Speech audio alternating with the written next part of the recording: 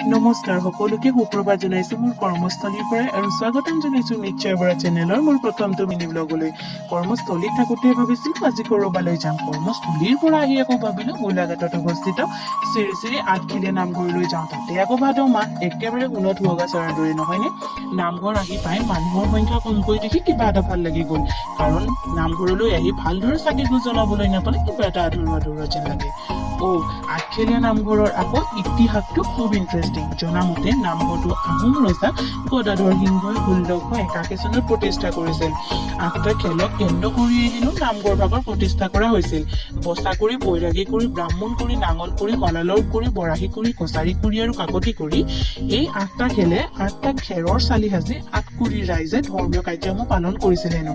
পাছলৈ আকৌ ডাঙৰ কোঠালি এটা সাজি তাতে 8খন দুৱাৰ ৰাখি ৰাইজে সমূহীয়াভাৱে বাৰ্ষিক কাৰ্য সম্পন্ন কৰিবলৈ ল'লে। ক'ব পাৰি 8 সংখ্যাটোৱে এই নামঘৰ ভাগিৰ মূল বিন্দু। নামঘৰলৈ আহোঁতেই পোৱা তোৰণখনৰ পৰা আৰম্ভ কৰি ভিতৰ ভাগলৈকে 8 সংখ্যাটোৱে বিশেষভাৱে প্ৰাধান্য পাইছে। 1970 চনৰ আগলৈকে হেনো শ্ৰী শ্ৰী আঠখেলীয়া নামঘৰক হৰি মন্দিৰ নামেৰে জনা গৈছিল। পাছলৈহে শ্ৰী শ্ৰী আঠখেলীয়া নামঘৰ ৰূপে নামাকৰণ কৰা হ'ল। আৰু এনেদৰে নামঘৰৰ পৰা ঘৰলৈ আহোঁতে প্ৰায় 5 বেলা সময় হ'ল।